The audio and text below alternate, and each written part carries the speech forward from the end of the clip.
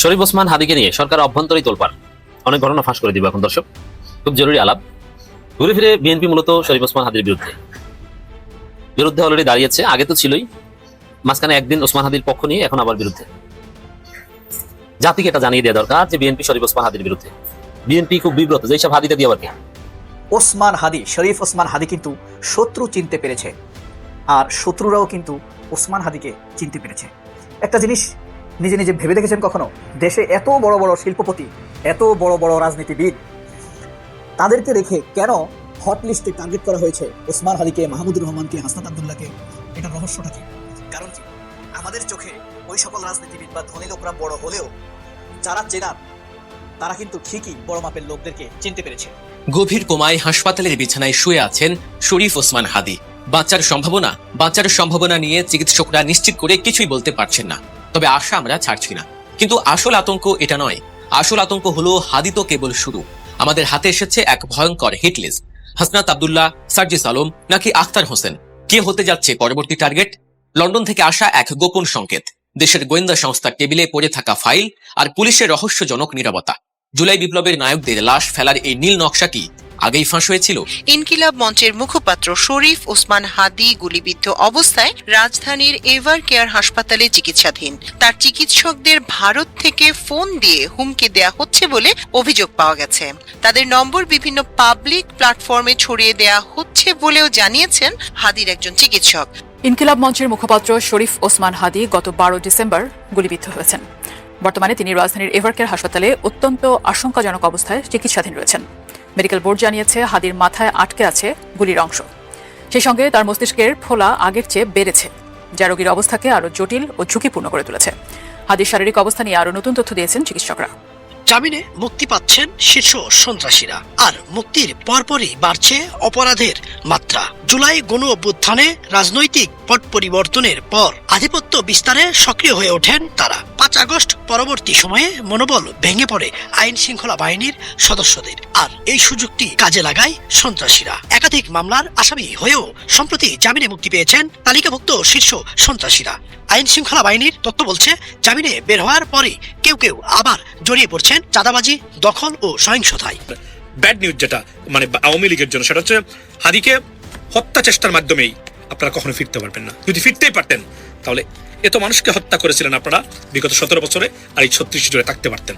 বরং এটা আপনাদের অস্তিত্বহীনতাকে আরো অস্তিত্বহীন করে দিবে, সেটাই প্রমাণ হবে বাংলাদেশের আগামীতে। এবং শেখ হাসিনার এই ভুল সিদ্ধান্তই বাংলাদেশের আওয়ামী লীগের যে দালাল যারা আছেন সোশ্যাল মিডিয়াতে এখন, বা সাংবাদিকতার নামে বিভিন্ন মিডিয়াতে, তারা অস্তিত্বহীন করে দেওয়া হবে আইনের মাধ্যমে। That's what it is. ভালো থাকবেন। কথা হবে যাওয়ার আগে আবার বলি, হাদি ভাই ফিরে আসুন। সারা বাংলাদেশ অপেক্ষা করছে। একটু স্মরণ করিয়ে দিই, বিএনপির একজন শীর্ষস্থানীয় অ্যাক্টিভিস্ট, যাকে মানুষ ছাত্রী বলে, বিরানি বলে, বিরানি দোকান দিয়েছিল বা কি আমি জানি না, যে কারণে হুম বলে মানুষ বিরানি আলম বলে ভালো জানে। এই ছেলে নাকি আমার ঢাকা বিশ্ববিদ্যালয়ে পড়েছে। ঢাকা বিশ্ববিদ্যালয়ের একজন সাবেক টপার স্টুডেন্ট হিসেবে আমি লজ্জিত। এই ধরনের ছাত্রীরা ঢাকা বিশ্ববিদ্যালয়ে পড়ে। এর অ্যাক্টিভিস্ট যদি দেখেন, মিনিমাম কমন সেন্স তো থাকা দরকার। আপনি একটা দলের বিরোধিতা করবেন, ঠিক আছে, আপনি করতে পারেন, কিন্তু আপনি গুজব প্রচার করবেন, কোনটা গুজব আর কোনটা গুজব না এটা বুঝতে পারবেন না। এটা ঢাকা বিশ্ববিদ্যালয়ের জন্য লজ্জা। যেমন মির্জা রুহুল কবির রিজভী রাজশাহী বিশ্ববিদ্যালয়ে পড়েছেন, পড়াশোনা করার সুযোগ পাননি, তিনি এআই দিয়ে ফটোকার্ডকে আপনি যা ইচ্ছে তা বলতে পারেন, পড়াশোনা করেন না কেউ। কিন্তু ঢাকা বিশ্ববিদ্যালয়ের একজন ইয়াং স্টুডেন্ট সাবেক, যার বয়স হয়তো বা 40-45 এর নিচে, সে এরকম বলতে পারে না। তো এরকম একজন গুজববাজ, মিথ্যুক, বাটপার শাহেদ আলম নামের এক ছাত্রী, এ অনেক আগে থেকেই শরীফ ওসমান হাদিকে গালাগালি করে আসে। শুধু এই শাহেদ আলম না, নানান কথা বলেছে, অকথ্য ভাষায় গালাগালি করেছে। কেননা শরীফ ওসমান হাদি বিএনপি চেতনা ব্যবসার বিরুদ্ধে, 71-এর যে চেতনা ব্যবসা, যেটা আওয়ামী ন্যারেটিভ এবং ভারতীয় ন্যারেটিভ, এর বিরুদ্ধে শরীফ ওসমান হাদি, শুধু বিরুদ্ধে না, মারাত্মক বিরুদ্ধে। তো দর্শক, শুধু শাহেদ আলম না, আপনি বিএনপির যত পরিচিত অনলাইন অ্যাক্টিভিস্ট আছে, ন্যারেটিভ নির্মাতা আছে, তারেক রহমান যাদেরকে লজ্জা শরম ছিল, তারেক রহমানকে গালি দিতেন একসময় শাহেদ। এখন এই শাহেদ আলম তারেক রহমানের গুণগান গান, অথচ তারেক রহমানের সমালোচনা করতে জয়ের প্রশংসা করতে জয়। এই শাহেদ আলম শরীফ ওসমান হাদিকে অকথ্য ভাষায় গালাগালি করে ফেসবুকে পোস্ট দিয়েছে, সেটা এখনো মজুদ আছে, ডিলিট করেনি। আরো যারা আছে ন্যারেটিভ নির্মাণের দায়িত্বে, তারেক রহমান যাদেরকে দায়িত্ব দিয়েছে, এরা সবাই শরীফ ওসমান হাদির বিরুদ্ধে লিখত। এবং গালাগালি করতো। আপত্তিকর ভাষায় সমালোচনা এটা করতে পারে, সমস্যা না। সমালোচনা করলে যে আপনি ক্ষতিকর তা না, কিন্তু গালাগালি করতো। এক কথায় যদি বলি, এখন যেটা সামনে আসছে যে আলোচনাটা, এবং মামলা হলে শরীফ ওসমান হাদির পক্ষে যদি শিশির মনির লড়েন, দেশটার কায়সার কামালরা হত্যাকারীদের বাঁচাতে পারবেন। এখানে বিএনপি ফাঁসবে কিভাবে? একটা প্রশ্ন সামনে আসছে যে ওসমান হাদিকে হত্যা করেছে আওয়ামী লীগ, এটা স্পষ্ট, কিন্তু হত্যা যোগ্য করেছে বিএনপি। কিভাবে? ওই যে ওসমান হাদি ক্ষতিকর, সে এই সেই নানান ন্যারেটিভ, নানান বয়ান তৈরি করেছে এবং তাকে গালাগালি, এই হুমকি ধমকি। এবং শরীফ ওসমান হাদি ঢাকা ৮ যেখানে নির্বাচনী প্রচারণা যেত, মির্জা আব্বাসের লোকজন ডিস্টার্ব করে, ছোট ছেলে এত বড় কথা বলবো, অমুক তমুক, কি করতে এসছো? এক কথা যদি বলি, শরীফ ওসমান হাদিকে হত্যা যোগ্য করেছে বিএনপির অ্যাক্টিভিস্টরা। মাঝখানে জনগণের চাপে পড়ে ওসমান হাদির পক্ষে দুই একটা মিছিল টিছিল করেছে, কিন্তু কথা বলতে গেলেও কথার মধ্যে ওসমান হাদির প্রতি তাচ্ছিল্য চলে আসে। যেমন মির্জা ফখরুল তো চেনে নেই না, তাহলে আপনি চিন্তা করেন যে এদের ব্রেনটাকে, এরা কোন জগতে আছে? এরা নাকি রাজনীতিবিদ। ইনকিলাব মঞ্চকে চেনেন না? অনেকে বলে দেখি যে না, অনেক বড় মাপের লোক, নাও চিনতে পারে, প্রচুর বড় মাপের লোক। কিসের বড় মাপের লোক? বড় মাপের লোক বলে আরো ভালোভাবে চিনবেন। আপনি শরীফ ওসমান হাদিকে চেনেন না, ইনকিলাব মঞ্চকে চেনেন না, আপনি বাংলাদেশের একজন অপদার্থ, থার্ড ক্লাস, অশিক্ষিত মূর্খ। কোন রাজনৈতিক পার্সপেক্টিভে আপনি রাজনীতির কোনো খবরই রাখেন না, আপনি মদ খেয়ে মাতাল হয়ে থাকেন, এটা হচ্ছে আপনার রাজনীতি, এই কারণে আপনি চিনেন না। বিএনপির লোকজন গালাগালি করে, এই দিক থেকে তো একটা চেনা দরকার। আবার তো এইভাবে হিস্ট্রিক্যালি, মানে হিস্ট্রি বলতে এখানে হয়তো 1 বছর ইতিহাস, বিএনপি শরীফ ওসমান হাদির শত্রু, তার বিরুদ্ধে প্রচারণায় তাকে গালাগালি করতো বিএনপির লোকজন। শুধু ওসমান হাদিকে যারা হসপিটালে নিয়ে গেছিল, তার সহকর্মী, খালি বলে নাই যে বিএনপি তারা কয়দিন টিকতে পারবে আমরা দেখে নেব, ওইসব নিয়ে করেই বলেছে। এবং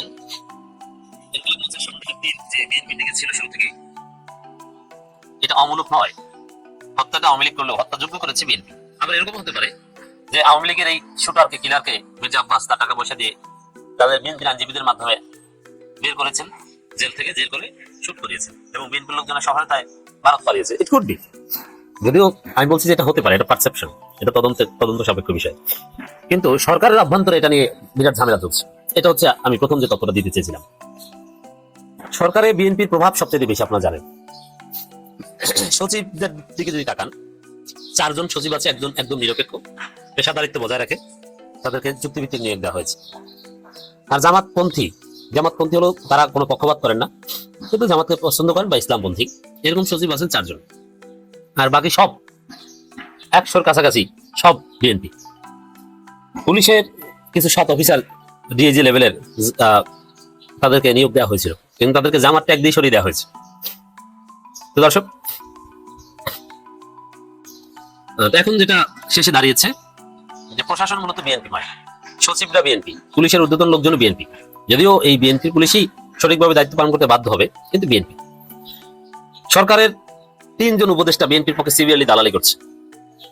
তাদের নির্লিপ্ততার কারণে শরীফ ওসমান হাদির খুনিরা পালাতে পেরেছে। সরকারের উপর ইউনূসের নিয়ন্ত্রণ অত্যন্ত দুর্বল, ভালো নিয়ন্ত্রণ নেই, যার ফলে ওসমান হাদির খুনিরা পালাতে পেরেছে। এই যে খুনিরা পালাতে পেরেছে সরকারের দুর্বলতার কারণে। এই দুর্বলতাটা কাদের কারণে? বিএনপি পন্থী আমলাদের কারণে, বিএনপি পন্থী পুলিশ অফিসারদের কারণে। এবং এই বিএনপি পন্থী এরা মূলত আওয়ামী লীগ ছিল, এরা এখন মুক্তিযোদ্ধা স্লোগান দিয়ে তারা ভোল পাল্টে বিএনপি সেজেছে। কারণ মুক্তিযোদ্ধা বললে এখন বিএনপি করা যায়, নব্য বিএনপিরা, অরিজিনাল বিএনপি, এমনকি যারা অরিজিনাল বিএনপি এদেরকেও সাইড লাইনে পাঠিয়ে দিয়েছে। বিএনপির 2 গ্রুপে দ্বন্দ্ব চলছে প্রশাসনের ভিতরে। তো এই কারণে, এই যে বিএনপি পন্থীদের কারণে, বিএনপি 2 গ্রুপের দ্বন্দ্বের কারণে, বিএনপির নোংরামির কারণে, তারেক রহমানের নোংরামির কারণে, সালাউদ্দিনের নোংরামির কারণে প্রশাসনের ভিতরে তাদের আনডিউ ইনফ্লুয়েন্স করার যে একটা অপরাজনীতি, এই জন্য আমাদের রাষ্ট্রযন্ত্র ঠিক মতো কাজ করছে না, যার ফলে খুনিরা পালাতে পেরেছে। এইটাই ফাঁস করে দিয়েছেন ইনকিলাব মঞ্চের সদস্য সচিব, যে রাষ্ট্রীয় সংস্থার উপর সরকারের কোনো নিয়ন্ত্রণ নেই। কেন নিয়ন্ত্রণ নেই, এই ব্যাখ্যাটা এতক্ষণ দিলাম। শরীফ ওসমান হাদি কিন্তু শত্রু চিনতে পেরেছে, আর শত্রুরাও কিন্তু ওসমান হাদিকে চিনতে পেরেছে। একটা জিনিস নিজে ভেবে দেখেছেন কখনো? দেশে এত বড় বড় শিল্পপতি, এত বড় বড় রাজনীতিবিদ, তাদেরকে রেখে কেন হট লিস্টে টার্গেট করা হয়েছে ওসমান হাদিকে, মাহমুদুর রহমানকে, হাসনাত আব্দুল্লাহকে? এটা রহস্যটা কি? কারণ কি? আমাদের চোখে ওই সকল রাজনীতিবিদ বা ধনী লোকরা বড় হলেও যারা চেনার, তারা কিন্তু ঠিকই বড় মাপের লোকদেরকে চিনতে পেরেছে। আজকে ইনকিলাব মঞ্চ থেকে এক বিশাল সকল জল্পনা কল্পনার অবসান ঘটিয়ে বড় এক সমাবেশের ডাক দিয়েছে, এবং এটা বিস্ময়কর আপনি বলতে পারেন। ভারতীয় এমবাসি ঘেরাওয়ের ডাক দেওয়া হয়েছে। প্রকৃতপক্ষে বাংলাদেশের আপনি হিসাব করেন তো 54 বছর যাবৎ স্বাধীন হয়েছে, ভারত আমাদেরকে কি উপকার করেছে? সবাই বন্ধু বলে, আওয়ামী লীগ বন্ধু বলে, মির্জা ফখরুল বন্ধু রাষ্ট্র বলে, আমির খসরু মাহমুদ বন্ধু রাষ্ট্র বলে, অমিত শাহর কাছে গিয়ে বিজেপির সেক্রেটারি অমিত শাহর কাছে গিয়ে হাত জোড় করে মাথা নিচু করে দাঁড়িয়ে থাকে। সবাই বন্ধু বলে ভারতকে। ভারত আমাদের কি উপকার করেছে, কি উপকার হয়েছে? স্বাধীনতার পর থেকে, মুক্তিযুদ্ধের পর থেকে আমাদের ফারাক্কা নষ্ট করে, আমাদের ফসল মাছ সব নষ্ট করে দিয়েছে, দেশকে ওই অঞ্চলটাকে মরুভূমি বানিয়ে দিয়েছে।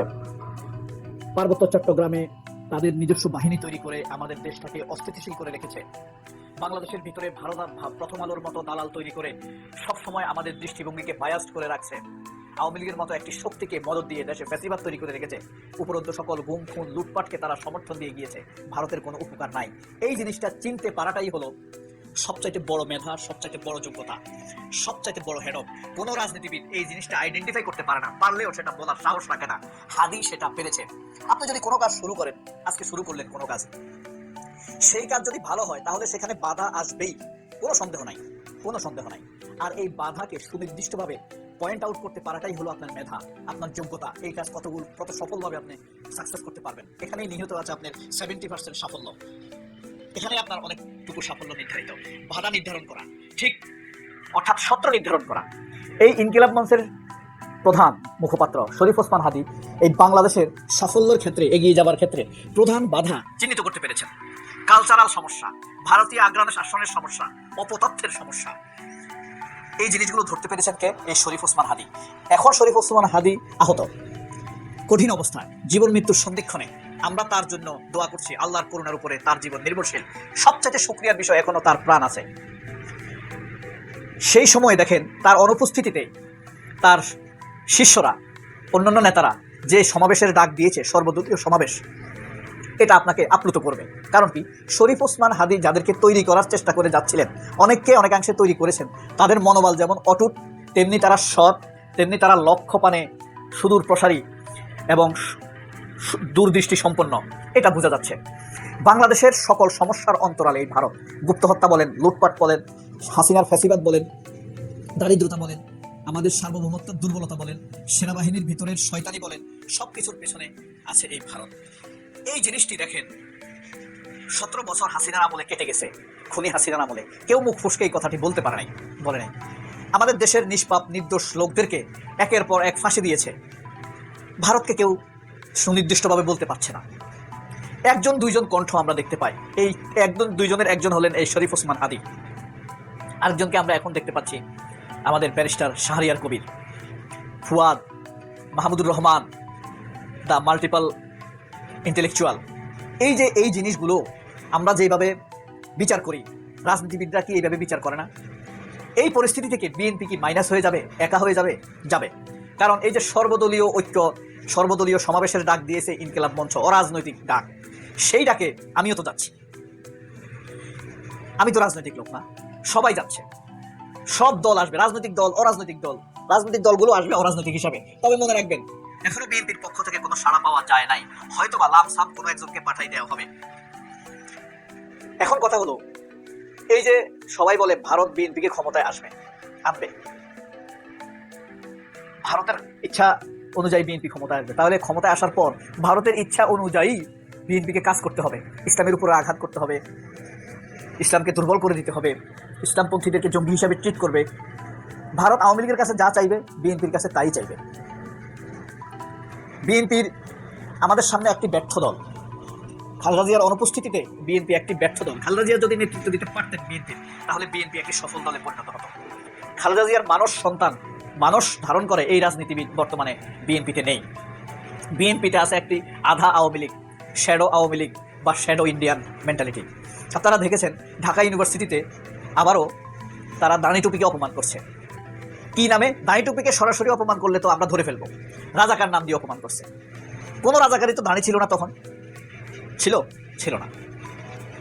তার মানে এখন যারা এটার আয়োজন করছে, এই যে এখানে গিফট দিচ্ছে, 20 জন মানুষ সেখানে দাঁড়িয়ে আছে, এদের পেছনে পয়সা লাগে না? যারা জুতা মারছে তাদেরকে গিফট দিচ্ছে, তারপরে 20টা লোক সেখানে কাজ করছে, একজনকে প্রতিদিন 5000 টাকা করে দিবে। যাদেরকে গিফট দিচ্ছে, এক একটা গিফট কমপক্ষে 200 টাকা, 2000 লোক যদি গিফট দেওয়া হয় তাহলে 2 লক্ষ, মানে 4 লক্ষ টাকা। তার মানে এই টাকা কে দিচ্ছে? ইন্ডিয়ান দিচ্ছে বিএনপি দিচ্ছে নাকি আওয়ামী লীগ দিচ্ছে, এই প্রশ্নের উত্তর খুঁজলে আপনি বের করে ফেলতে পারবেন এটা কাদের ষড়যন্ত্র। এটার পিছনে পরোক্ষভাবে তো ভারতীয় এম্বাসি আছে বিএনপি এবং শ্যাডো আওয়ামী লীগ যারা বিএনপির ভিতরে ঢুকেছে।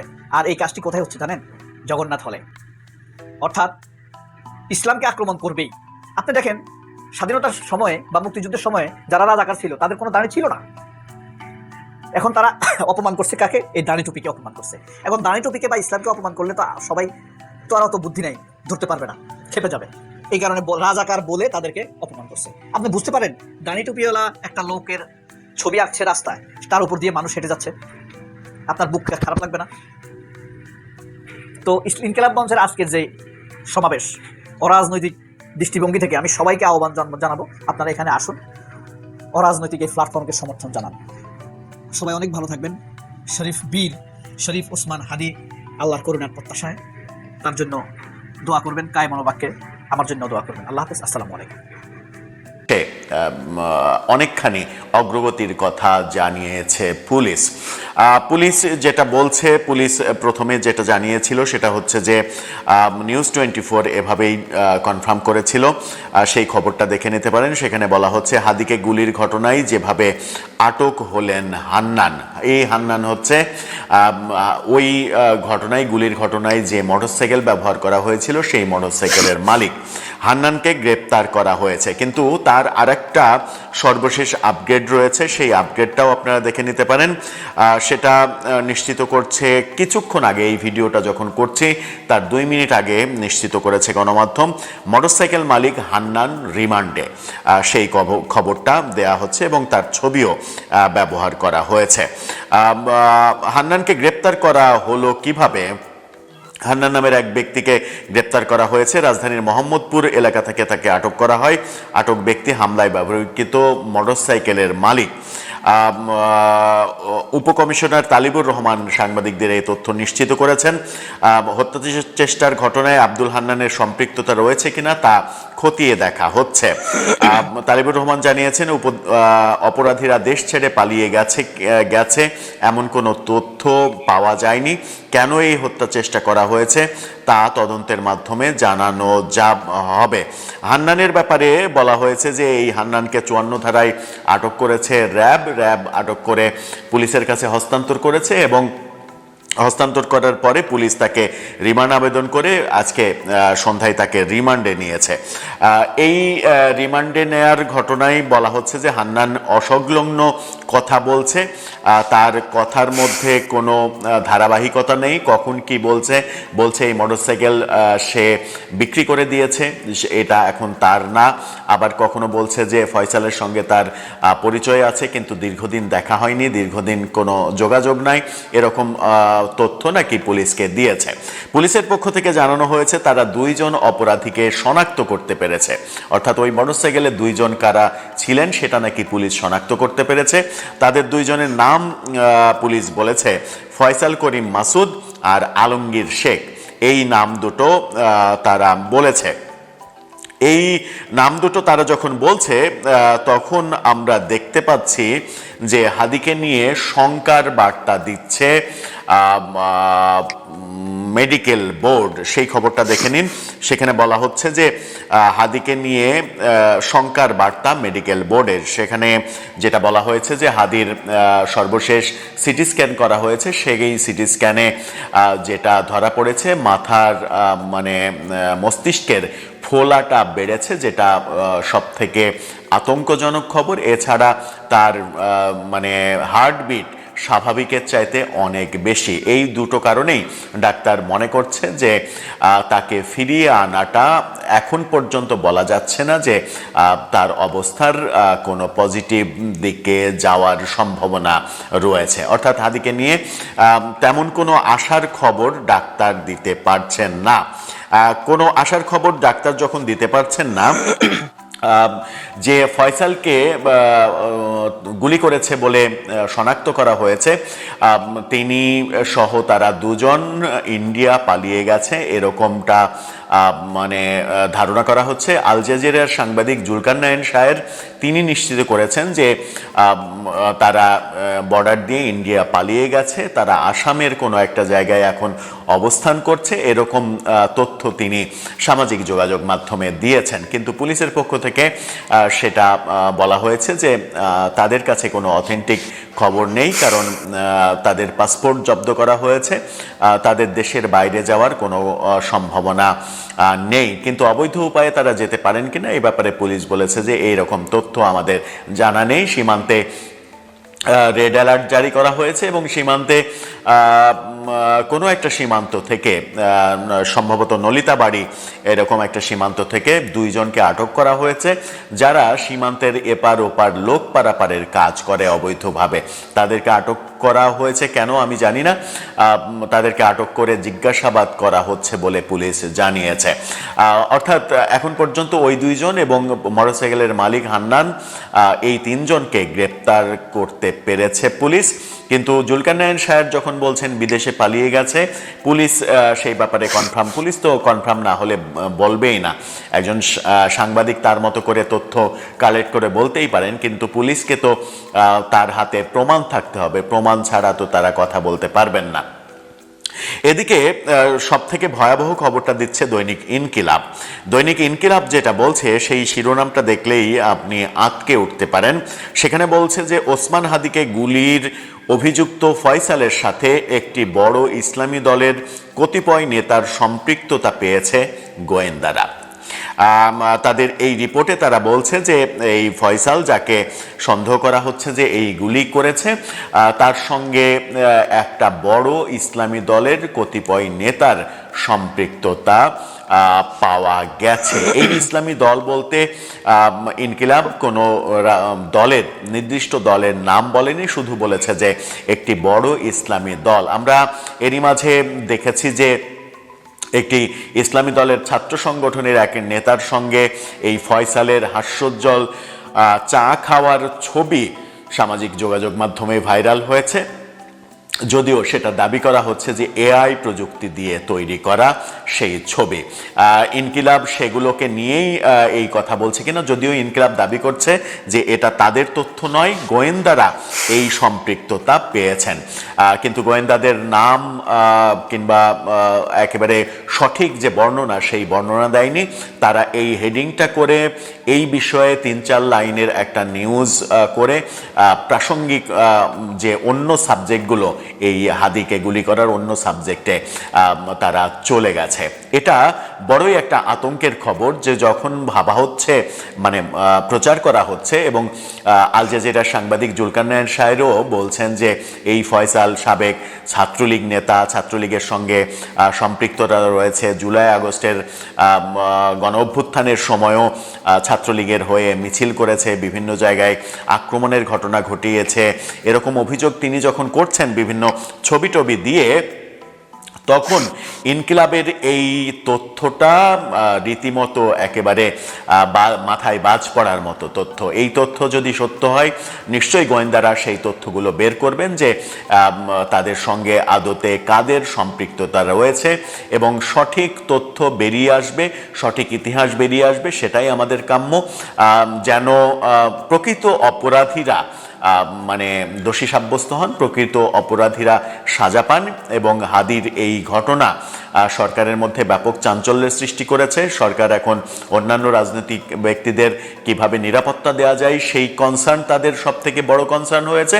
এরকম পরিস্থিতিতে একটা মানে পজিটিভ মেসেজ যেন জনগণের কাছে যায় যে প্রকৃত অপরাধীদের দৃষ্টান্তমূলক শাস্তি দেওয়ার ব্যবস্থা করছে সরকার।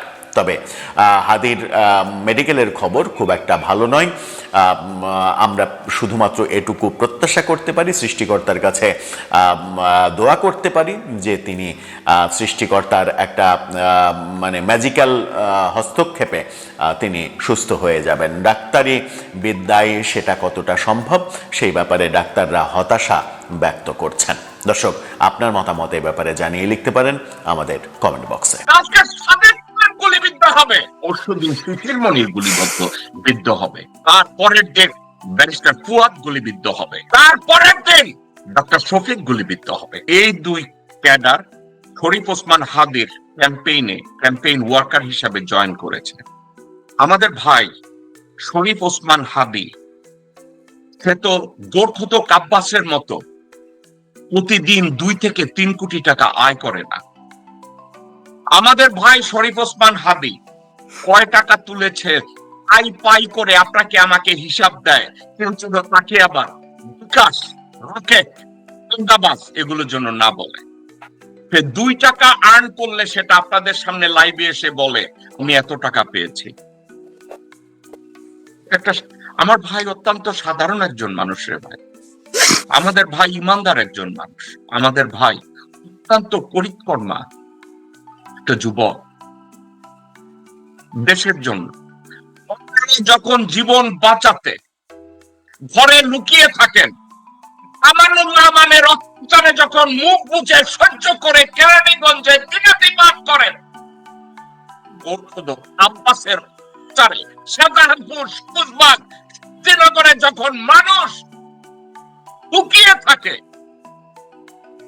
তখন আমাদের ভাই শরীফ ওসমান হাদি বুক চিতিয়ে সামনে গিয়ে দাঁড়িয়ে বলে, গোরখদ Abbas, your days are numbered. আমাদের ভাই হাদি বলেছে নির্বাচনে গোরখদ আব্বাসের বিরুদ্ধে দাঁড়িয়ে প্রমাণ করেছে, আব্বাস তুই চান্দাবাজ, তোরে আমরা ভয় পাই না। তুই আমাদের সর্বোপরি বাংলাদেশকে যেভাবে নোংরা করেছিস, যেভাবে জুলুম করে রেলের জায়গা চুরি করে শাহজাহানপুরের মালিক হয়েছিস, তোর পজিশন আমরা ছুঁড়ে ফেলে দেব। আমার ভাই হাদি বলেছে আমি সংসদে গিয়ে একজন করে দুর্নীতিবাজ, চিন্তাবাজ, তাদের নাম প্রকাশ করে দেব। গতকাল না পরশুদিন হাদি এই কথা বলেছে যে তাদের নাম আমি বলে দেব। একটা সুস্থ রাজনীতির চর্চা আমার ভাই শুরু করেছিল। সুস্থ রাজনীতির চর্চা কোনটা? কেউ 2 টাকা, কেউ 5 টাকা দিচ্ছে। বস্তিতে গেছে, বস্তির লোকজন তাকে 100 টাকা দিচ্ছে। জুতা সেলাই করে তার পাশে গিয়ে দাঁড়িয়েছে, জুতা সেলাই করে, জুতা মেরামত করে এমন লোক আমার ভাইকে 200 টাকা দিয়েছে। এবং যত টাকা সে অ্যাকাউন্টে পেয়েছে, তুলেছে, সে লাইভে এসে তাদের কাছে জবাবদিহিতা করেছে, শুনেছে আমি এত টাকা পেয়েছি, আমি এখান থেকে এত পেয়েছি, ওখান থেকে এত পেয়েছি।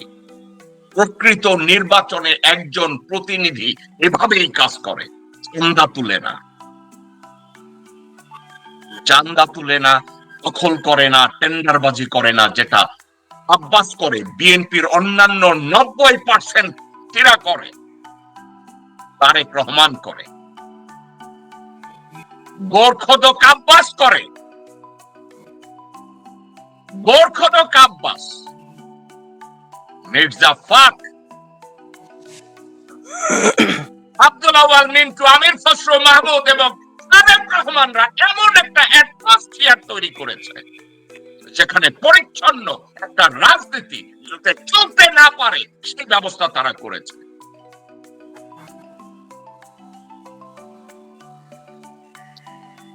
শরীফ ওসমান হাদি যদি হিসাব দেয় আমি এত টাকা তুলেছি, তারেক রহমান চিন্তা করে ও মাই গড, এটা যদি শুরু হয় তাইলে আমাদেরও তো এইভাবে দিতে হবে, একে গুলি করতে হবে, একে ফালায় দিতে হবে। ওর মতো রাজনীতিবিদ টাকার নাম বেঁচে আর আমরা রাজনীতি করতে পারবো না, ওকে ফালায় দাও। আর গোরখদ আব্বাস বলছে, আমানুল্লাহ আবাদ বলছে, মিন্টু বলছে, হোসেন বলছে আমাদের যথেষ্ট ক্যাডার আছে, কারণ আওয়ামী লীগের সব ক্যাডার এখন বিএনপির নেতৃত্বে। ক্যাডার বিএনপির মর্তিত চিরদিনে এখন কাজ করে। আজকে আমার ভাই শরীফ ওসমান হাদি গুলিবিদ্ধ হয়েছে, আজকে সাদেক গুলিবিদ্ধ হবে। পরশুদিন শিশির মনির বিদ্ধ হবে, তারপরের দিন আমির হামজা গুলিবিদ্ধ হবে, তারপরের দিন ব্যারিস্টার ফুয়াদ গুলিবিদ্ধ হবে, তারপরের দিন ডক্টর শফিক গুলিবিদ্ধ হবে, তারপরের দিন গোলাম পরোয়ার গুলিবিদ্ধ হবে। কারণ এই মুহূর্তে আওয়ামী লীগের এবং রয়ের সাপোর্টিভ ক্যাডার